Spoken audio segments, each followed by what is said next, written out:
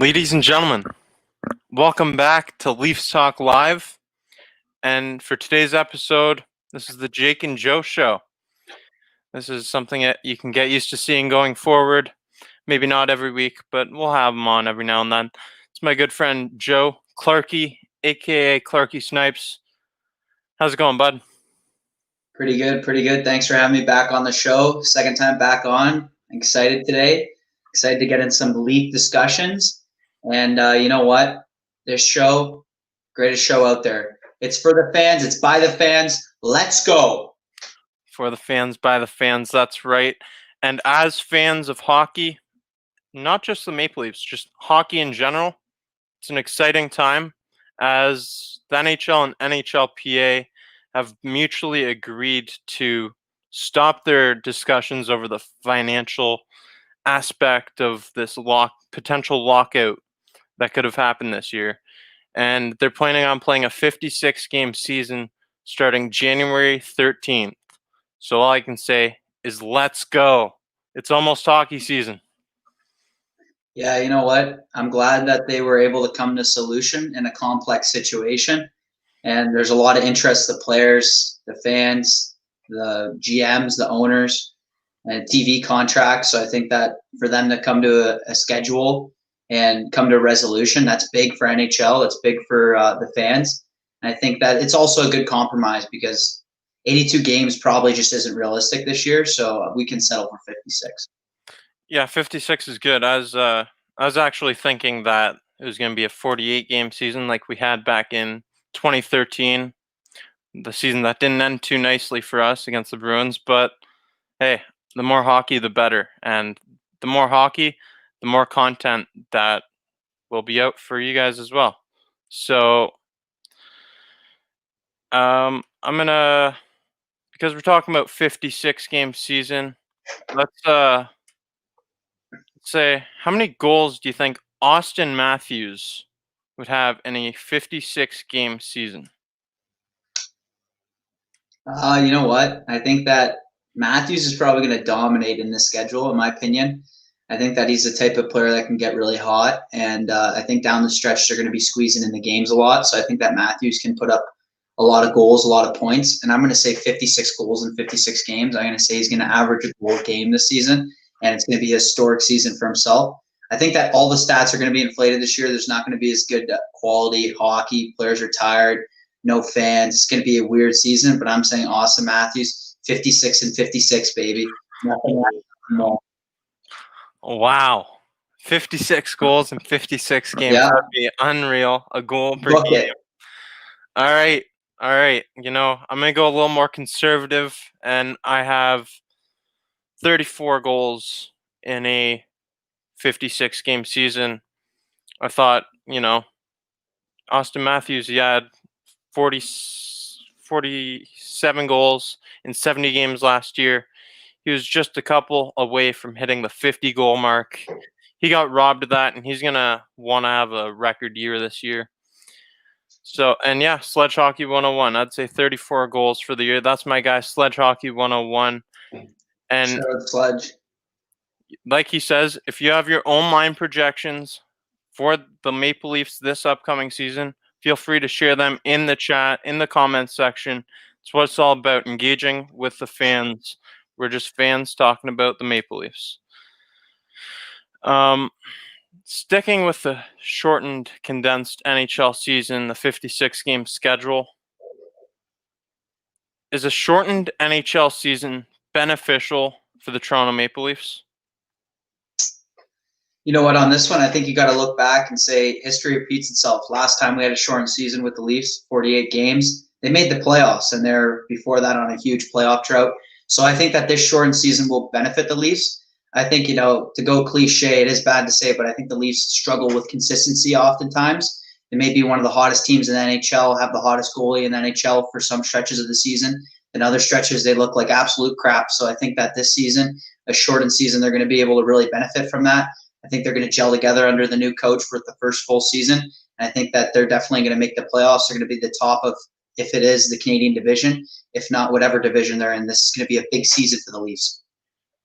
All right. Well, as you said, history repeats itself. And if that's true, which I believe it is, then the Maple Leafs are going to be streaky, like you just said. And I don't think that's beneficial in a shortened season.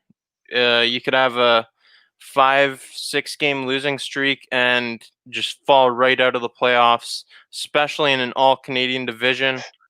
I think that a shortened season for the Maple Leafs, it's definitely not beneficial. And if there's a team it hurts the most, it could be the Maple Leafs because of how streaky they've been historically. Yeah, I mean, you definitely could phrase it either way. I just say that I think that the Leafs, I don't know, I think that there's more room for error than success. So with more games, they're going to mess up more, I believe, than they'll win and do well. So I think that, in my opinion, the 56 games will benefit them. But I do see your point. I would say again, though, that, I don't know, there's something about the Leafs that there's always a month where they struggle in. So if we can take one less month out of the season schedule, I think that it just improves their odds, especially in a Canadian division. All right. That's fair assessment. So it's Tuesday night. We've got Tuesday night trivia coming up in this show.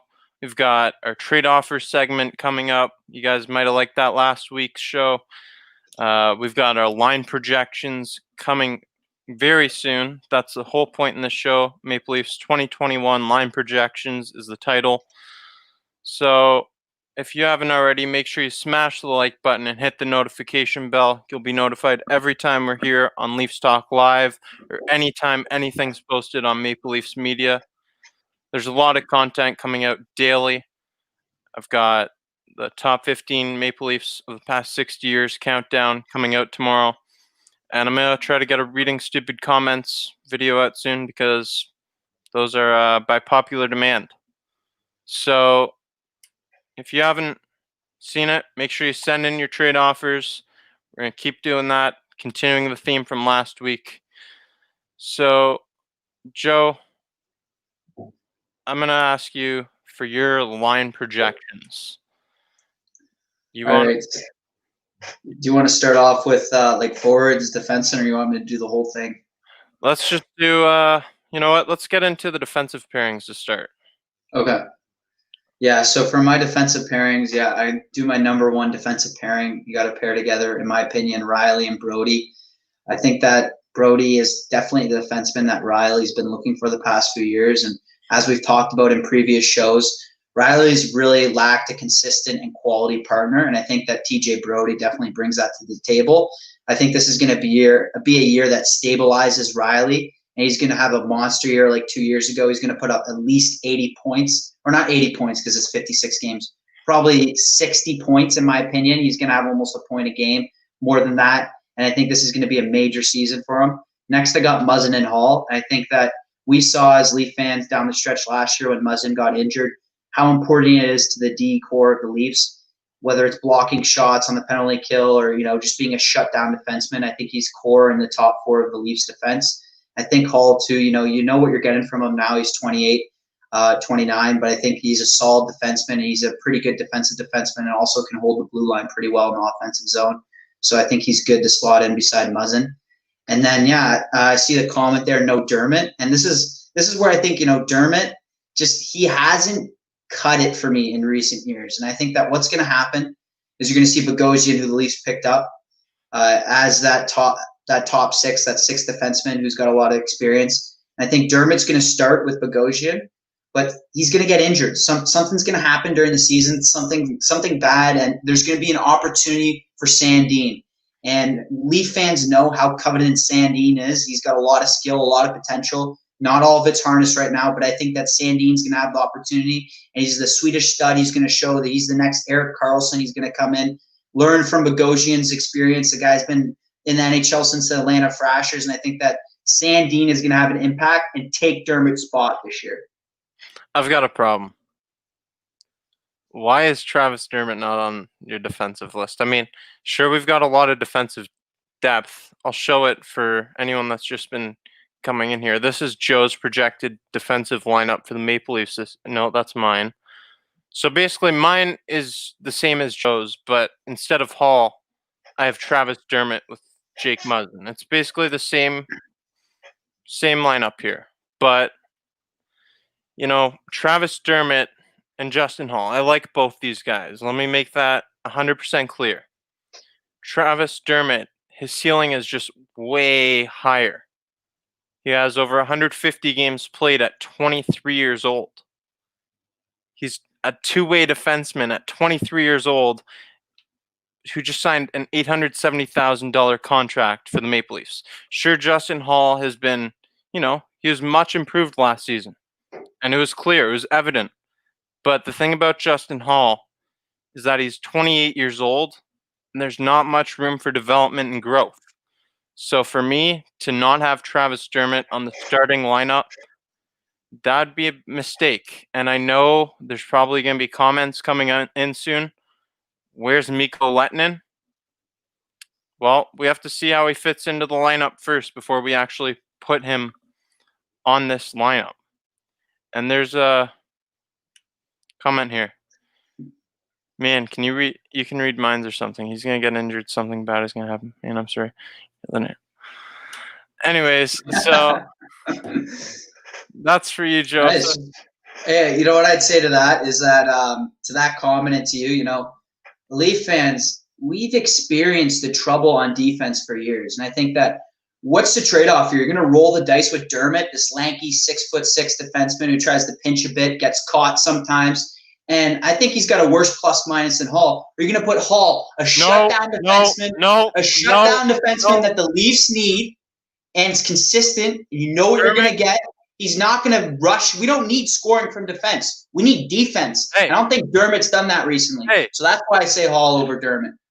Dermott had the second highest plus-minus on the Maple Leafs last year. Who was he paired with? Look that up. Jake Muzzin. Yeah, well, that's why he had the second highest. He's the only guy that knows how to play defense on the Leafs. Other than Riley. There you go. All right, so anyways, let's move forward past the defense. I mean, Mikko Lehtinen is someone who I'm surprised I haven't heard a comment about, to be honest, because Mikko Lehtinen, he's got a lot of hype coming from the KHL, but honestly, it's hard to tell how he's going to fit into this lineup that he hasn't played with these guys yet. So, and yeah, Dermott is good. Travis he's so good that the Leafs haven't had solid defense in years. And yeah, Dermott's great. Travis Dermott's 23 years old, and he's been on the team for 3 years. Yeah, 3 years. How's the defense been in 3 years? Man, you're wild. I'm just saying, like Leaf fans, they settle. I heard some comments earlier that Martin Marincin is a top 4 defenseman from Leaf fans on this very show. So I think Leafs have forgotten. Maybe they're not looking around the team, around the league. I don't know. I saw some comments, but it doesn't matter. And people aren't looking around the league and seeing that the Leafs have struggled defensively, not just goaltending. A lot of the bad goaltending, especially in the playoffs, has been from their defense. And forward plays a role in that. But I think that, you can't settle for what we've had in defense, and something needs to change. So I think that having the new coach and the opportunity to change it, it's going to present itself, and it's going to be a good one. So away from society, back with a comment. Beauty interview with Buron, by the way. Thank you. You're a beauty. Thank you for watching this video. We've got a lot of potential on YouTube. Appreciate that a lot. And this content, it's all for you, the fans, the viewers. So keep engaging in the comments section. And yeah, as for you, that's what our viewers say. So anyways, we're going to keep going forward. And let's get into our Tuesday night trivia question of the day. And I've actually got a giveaway for this. The first person to get this right, I'll be giving away a Wendell Clark signed hockey card too. And this isn't the most challenging question we've had yet. So how many first overall selections have the Maple Leafs had in franchise history? You can answer this as well. If you know, I'll pass. I'll let the fans take the opportunity. Okay, and you wouldn't be entered in the giveaway. So anyone who can get this, the first person to get this comment or this question right, will win a Wendell Clark autographed hockey card.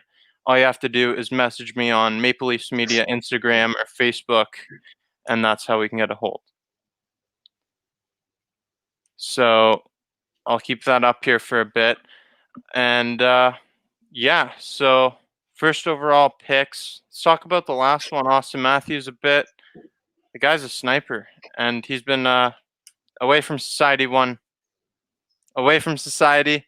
You know where to Oh, wow, that guy's figured out Google. Good for him. Congrats, bud.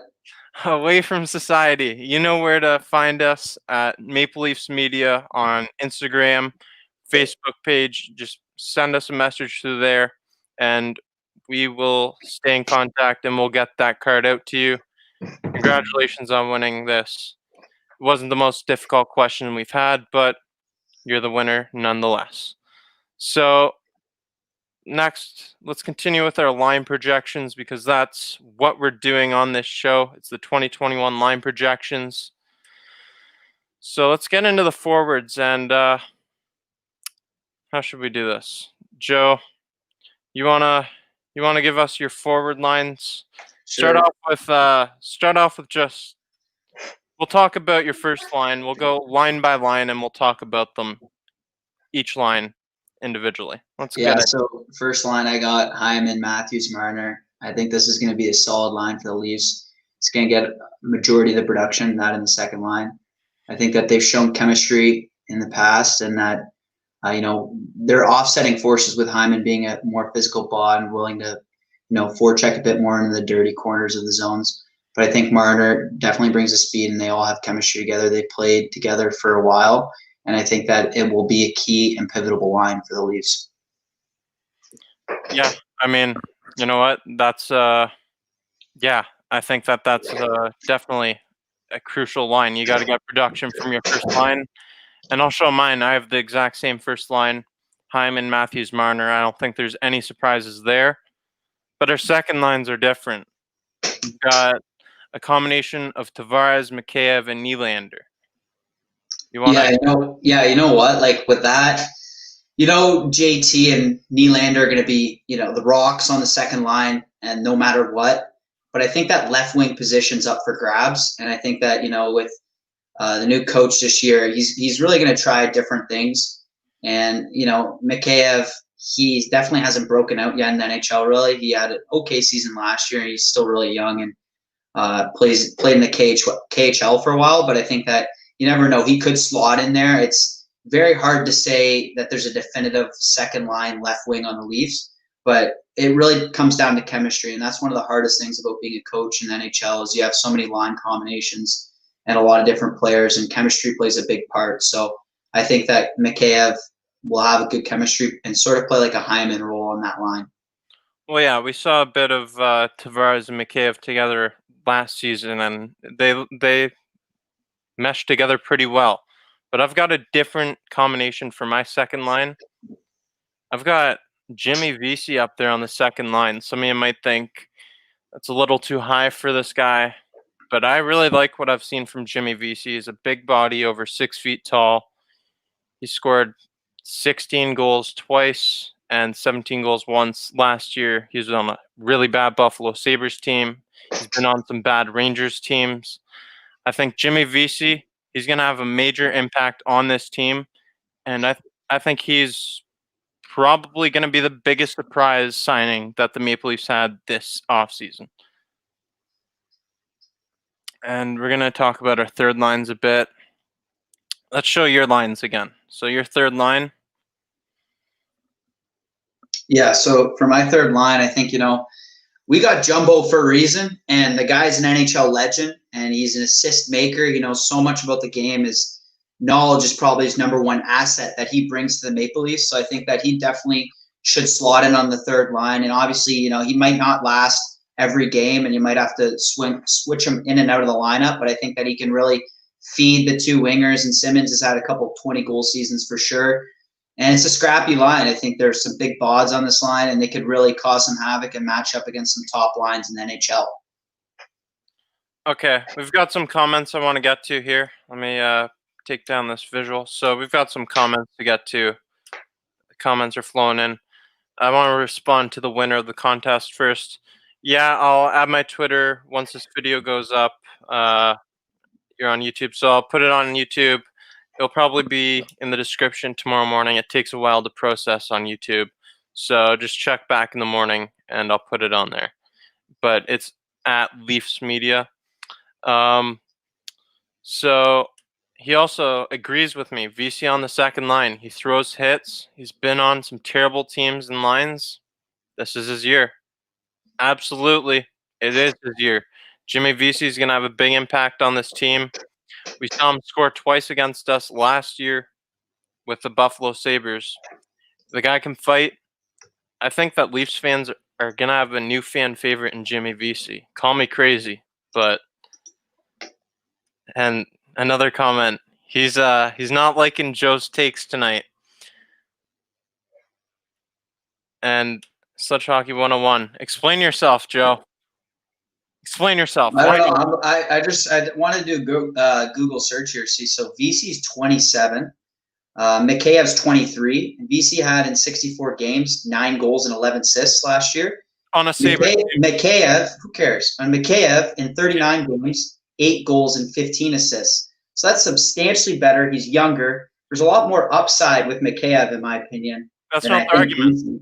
No, I'm just saying, if you think about it, like, oh, VC's been on bad lines. It's a pretty bad excuse. I mean, like, I don't know. I'm not going to ask you that.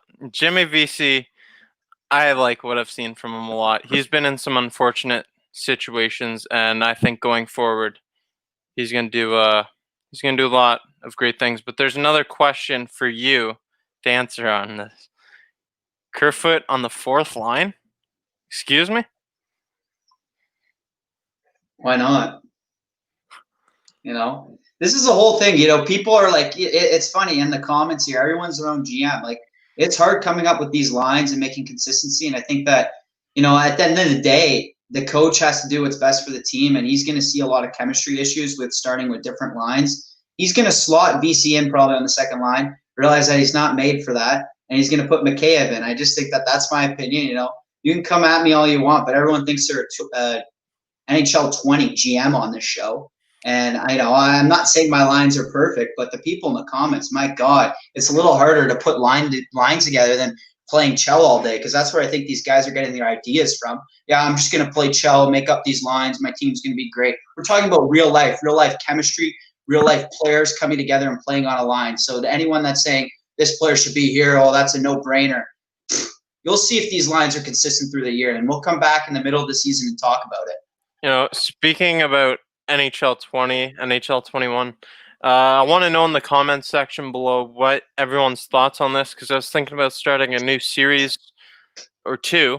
I mean, it doesn't really fit with the channel, but it does in a way. I was thinking about doing an NHL 21 series here, maybe doing some comedic stuff, some Maple Leafs franchise mode. You guys let me know what you think of that in the comment section below. It's nothing too serious. It's just some more content to come out your way. Let me know what you think in the comments section below if I should do that or not. And if you haven't already, make sure you send in your trade offers as well. The more trade offers we get, the more thinking and more controversy there will be on this. The NHL 21 GMs come to life. Away from society. I'm waiting for you, bud. We know you rip Chell all day. Okay, so question about the current goalie on the Toronto Maple Leafs. Does Frederik Andersen have what it takes to win a cup? You know what? I've been hard on him in recent years, and he has come short in the playoffs. But I think that if the Leafs can bring it together and show consistency throughout, the playoffs as well as the regular season, it will be his time to shine. And I think that Andersen definitely has the potential. Yeah, he's on the other side of 30, and there are some question marks, especially in big moment games and pressures. But, I think that he definitely has the opportunity coming up as the Leafs get better and their team comes to fruition. So I think that this is definitely one of the seasons for him to prove himself. Yeah, I mean, I think you know what? I'm gonna be honest here. I've been a little harsh on Freddie too. I've been this season specifically, this past season that we had, I was very harsh on him, and I think that's a bit of scar tissue as a Maple Leafs fan. Just so sick of the first round exits or qualifying round exits that there's a scapegoat. There's always some scapegoats in Toronto. That's just the way it works. And Frederik Andersen, prior to this last season in the playoffs, he had a goals against average above 3 in the playoffs, but like that's obviously not going to cut it. But the thing about Freddie Andersen, I had Martin Biron on, and if you haven't checked that out already, check out that interview I did with him. Great video. Thank you. Great video.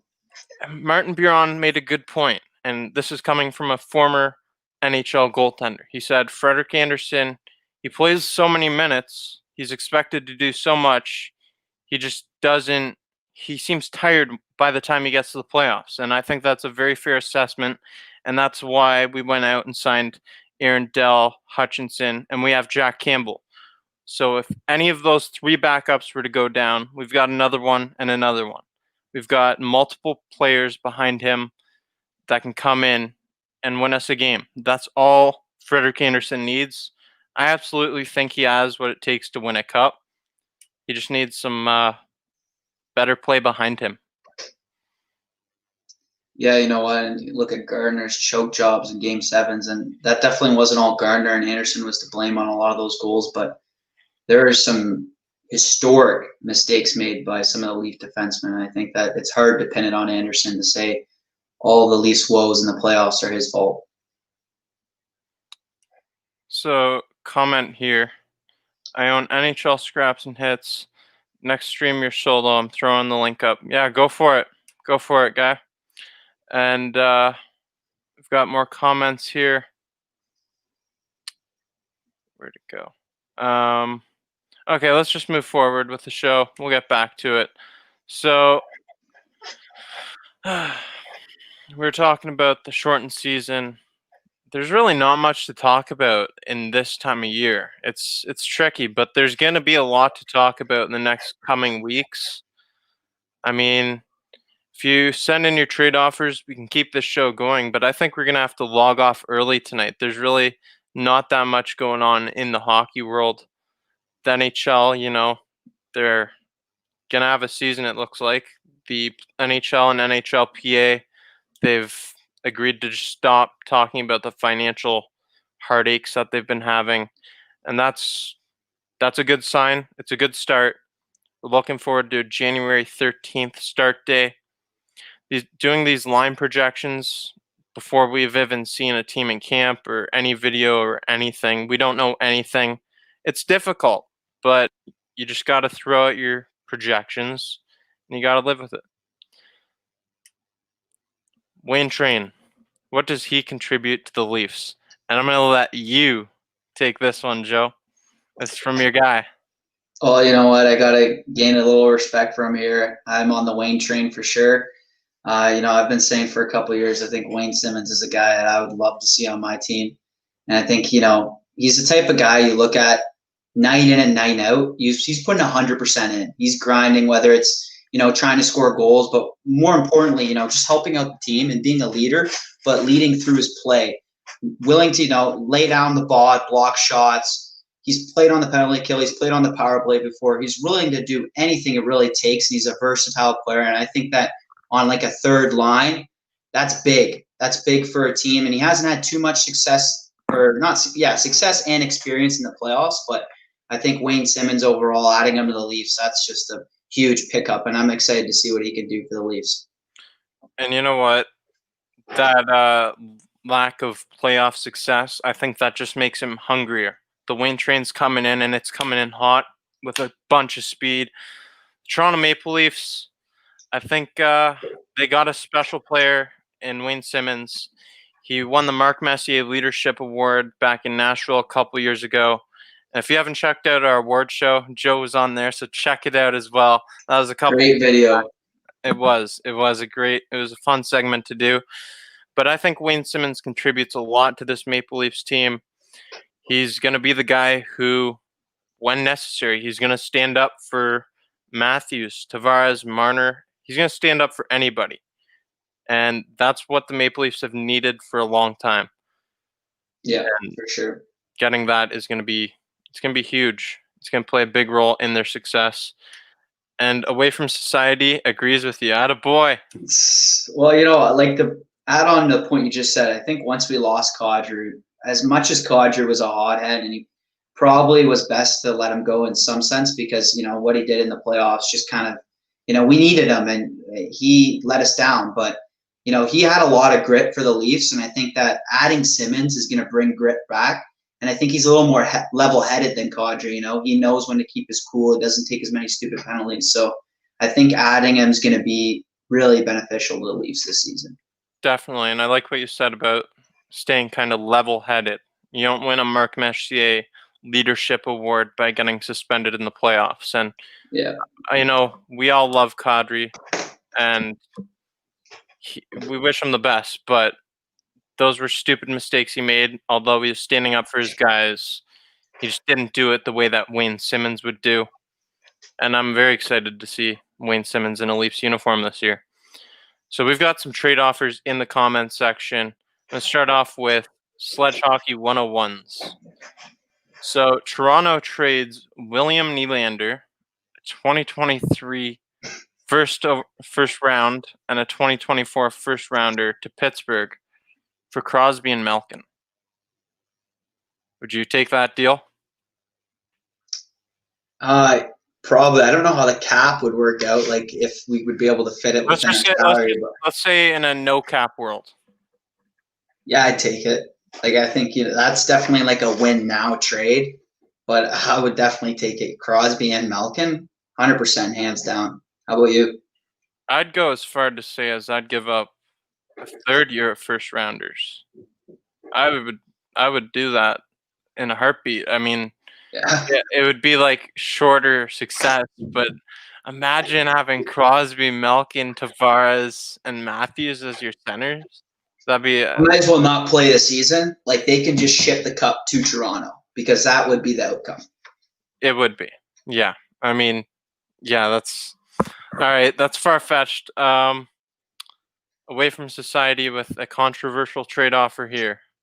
Morgan Rielly for Patrik Laine.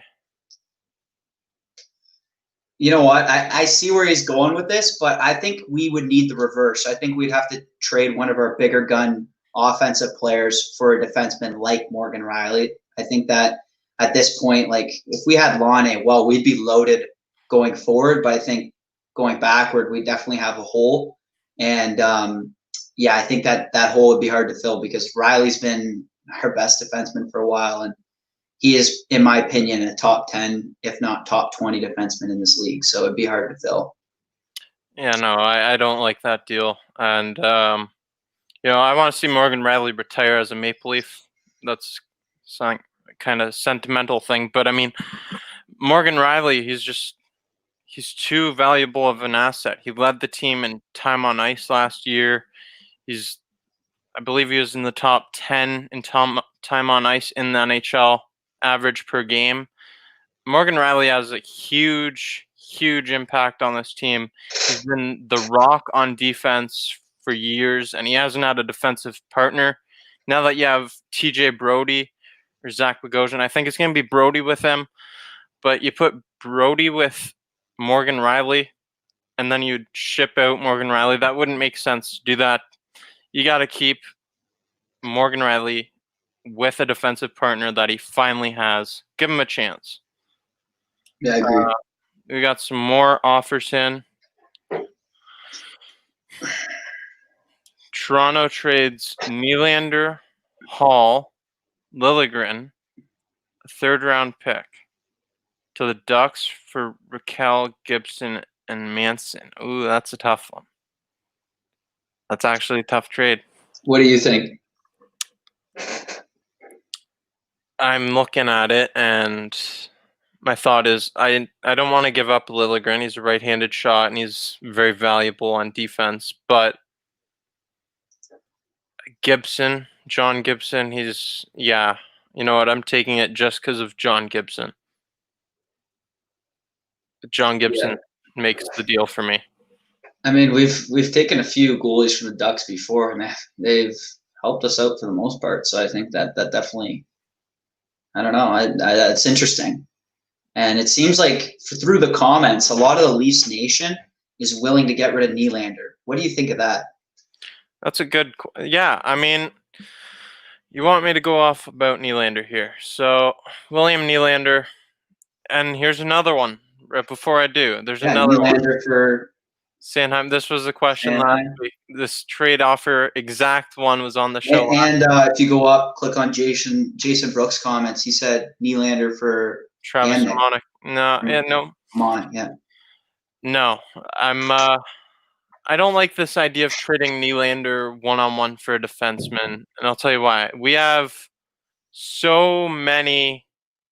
We actually think, if you think about it and look at our depth chart, we have a lot of defensive depth. We've got Liljegren, we've got Sandin. These guys are coming up, they're emerging. Dermott's still just 23 years old.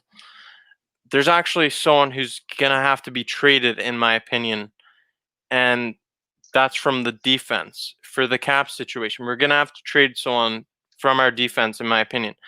But looking at Nylander, I don't see him really being a valuable trade piece. I think that he's someone we value.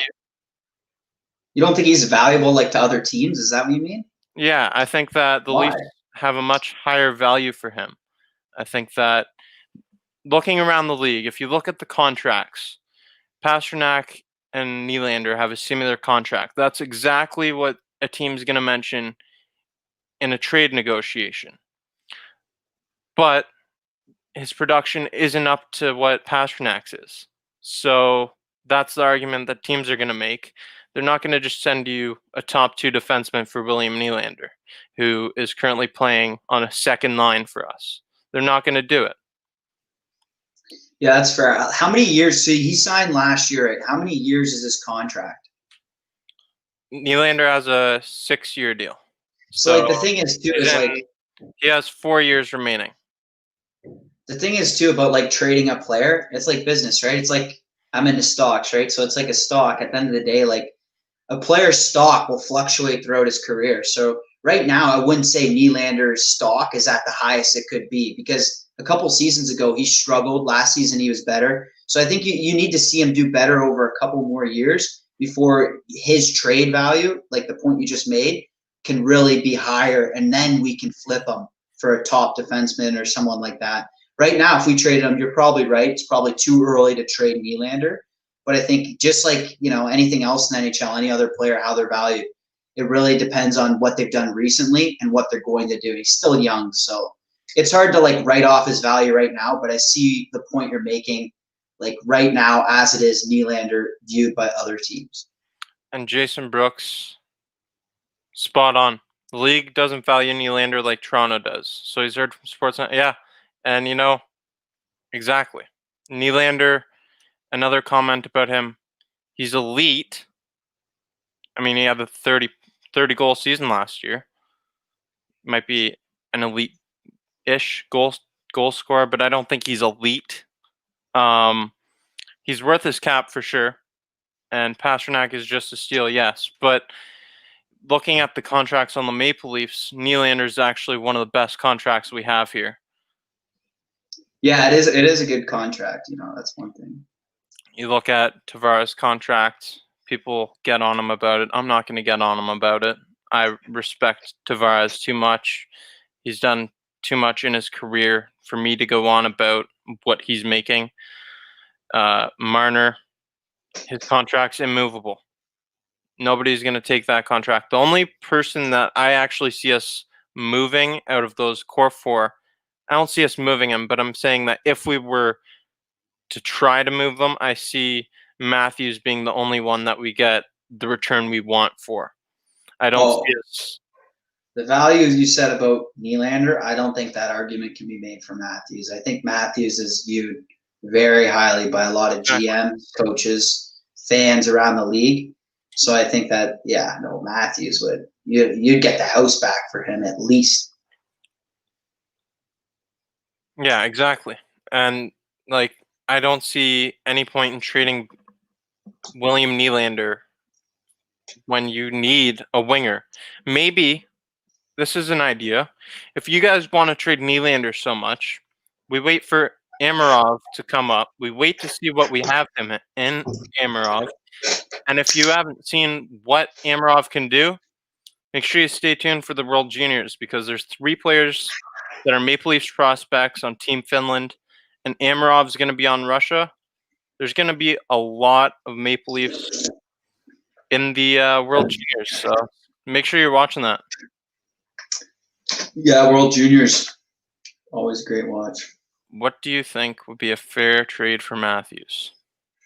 Sledge, we know you're a Flames fan, so get out of here. We're not trading him for Goudreau or Monahan. Anyone on the Flames is a bunch of crap to me, so we don't want him. We're not trading anyone to the Flames for Matthews, so get out of here with your interests. No, I'm kidding, though. Who do you think's fair for Matthews? I mean, I think Matthews. You can't trade Matthews. His shot's invaluable. Like, it's just, his shot is one of the best in the NHL, if not the best. There's no way I'm trading Matthews. Yeah, he scored the second most goals since entering the league in 2016, behind only Alexander Ovechkin. That's a tough name to be behind, eh? Yeah, definitely. I mean, I think that he's going to have more goals than Ovechkin this year. Hot take? Is that a hot take? Ovi's 35, so it's going to happen soon, probably. It's going to happen soon. If you haven't already, make sure you smash that like button. Hit the notification bell. You'll be notified every time we're here on Leafs Talk Live. Today is the Jake and Joe show. Joe will be back on a couple times every now and then. We'll get him on. Trying to get some more guests on, some more special guests. We've had Casimir Kaskasuo, Martin Biron. Trying to get some more players on in the future. I've got a lot more content coming out on the YouTube channel. Posts daily on Instagram, on Facebook, just updates from around the league.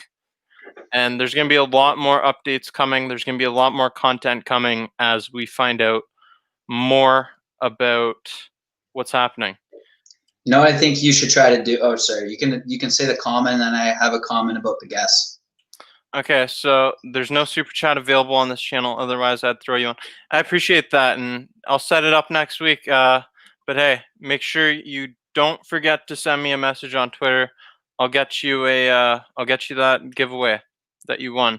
And yeah, for anyone who hasn't watched the whole way through, I'm going to do giveaways every now and then on the trivia questions. The giveaway today was a Wendell Clark autograph card. So I'm just going to be giving away autographs, pretty much. Stuff like that.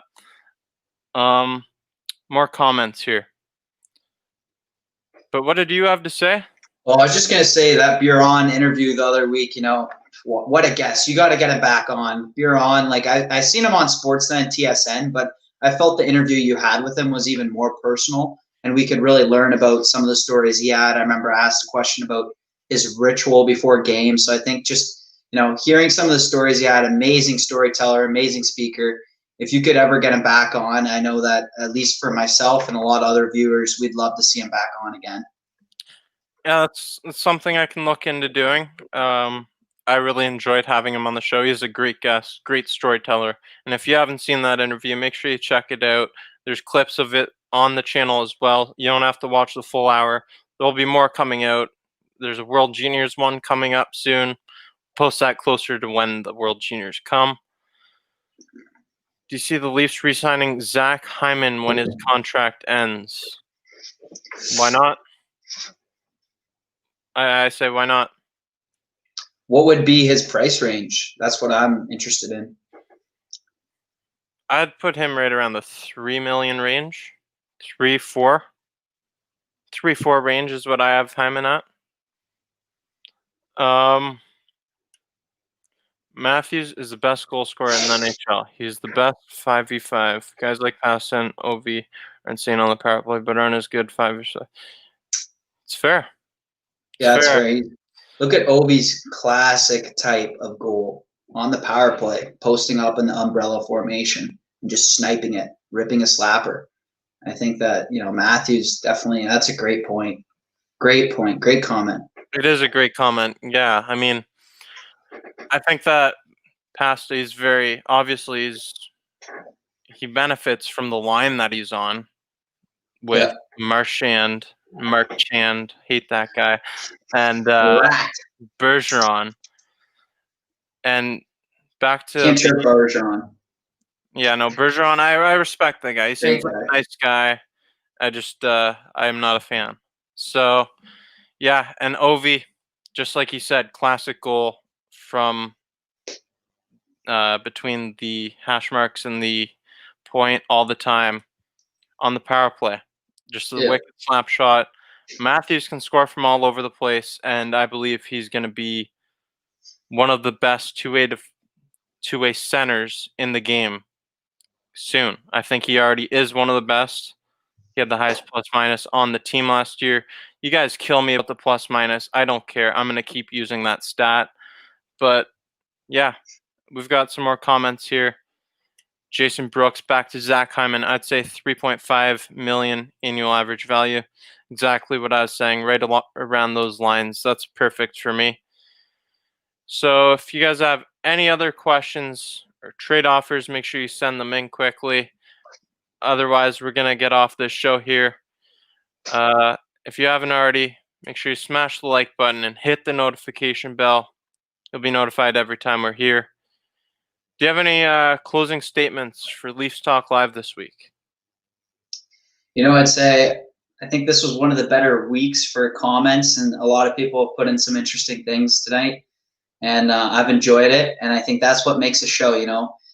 Us two can come on, talk about some of the topics we have, but then the day, hearing some of these interesting trade offers, line combinations, different takes on players on the Leafs, that's what this channel is all about. So I just encourage everyone listening to continue to shoot your comments, continue to tune in. We're all having a good time here, and it's great. December night, and we don't even know when the season's going to start, but we're coming together and we're talking about what unites us, the passion that unites us all, baby. And I think that's all that matters. We're all just diehard Leafers at the end of the day, and we're going to see the Leafs do well this year, hopefully, in my heart. And you know what? We've got some comments right on time, right on cue, just for you. Away from society. He's been going at you all day long. No, I like it. I would be if you were on the show right now and I was making comments, I'd be doing the exact opposite. I'd be doing the same as him. So it's all, we're Leaf fans, we're hockey fans. We got to be chirpy.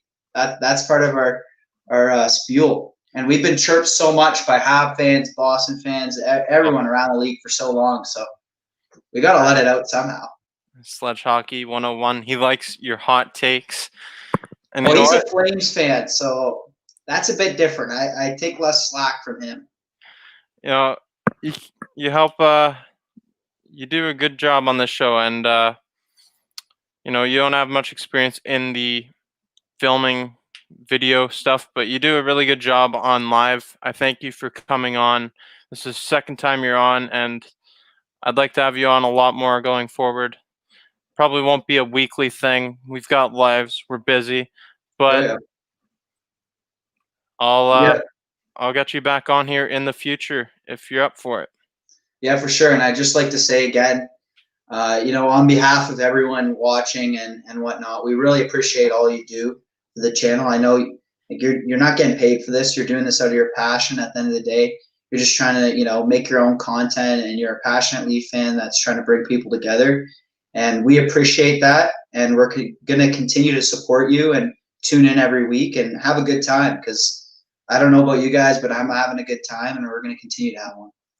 Yeah, honestly, I don't get paid a dime for this, but honestly, there's nowhere I'd rather be than right here, right now. It sounds cliche, but I love interacting with the fan base.